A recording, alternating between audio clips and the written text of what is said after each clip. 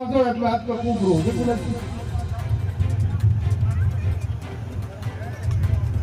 તો ઘણા છેલ્લા 10 દાડાથી મને પણ એવા વિચારો આવે છે. આજે તમને ભાયા એટલે બોલવાની ઈચ્છા થઈ કે બોલતો નતો. લટુભા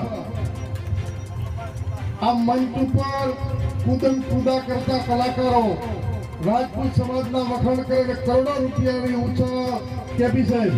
આ યુવાનો હોય, જાગીરદાર સમાજ હોય, રાજપૂત સમાજ હોય, લાખો કરોડો રૂપિયા એ કલાકારોને સ્ટેજ ઉપર આપે, એમના સન્માન કરે ને એ બધા એટલા વખાણ રાજપૂતાના પાળિયા ધડ ધીંગાણ માથા મસાણા કરે. એ ખદડાઓને મારે આજે કેવું કે રાજપૂત સમાજની આન બાન શાન ઉપર જ્યારે રૂપાળા કદરૂપો જે નામથી રૂપાળો છે પણ એના કર્મો કાળા છે, છતાં એક પણ કે રંગમંચના કલાકાર આ ગુજરાતનો એક પણ કલાકાર કોઈ બોલી શક્યો? એ રોજે રોજ રાજપૂતોના જાગીરદારોનો વખાણ કરતા હતા. ધનાબા આજ છેલ્લા 15-20 દિવસથી જ્યારે જાગીરદાર સમાજની તો 5 બેન દીકરી જોહર કરવા તૈયાર થઈ મંજૂરી માંગી.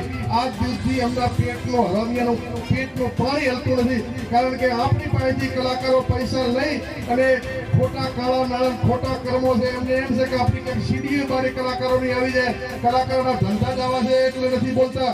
નહીં તો રાજપૂતો માટે હર હંમેશા તમે કલાકારો સ્ટેજ ઉપર બોલતા હતા, ડાયરા કરીને કરોડો રૂપિયા લેતા હતા, તો તમારામાં જમીન હોવું જોઈએ. આ રાજપૂત સમાજ જાગીરદાર સમાજનું અપમાન નથી, સમગ્ર ભારતના સનાતન ધર્મનું તમે અપમાન કર્યું છે. અને આજ સુધી ધનાબા એક પણ કલાકાર બોલ્યો નથી.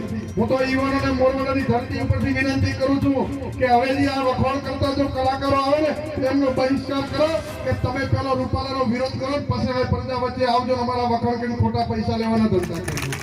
ત્યારે આપ સૌને વિશેષ ના કહેતા મરું પણ માગું નહીં તન કે કાજ, પરમાર આપને કારણે મોકતો ના આવેલા. કોંગ્રેસ પાર્ટી વતી આપની પાસે ખોળો પાત્ર ખોળાની આપ લાજ રાખશો એ શબ્દો સાથે આપ સૌનો આભાર છે.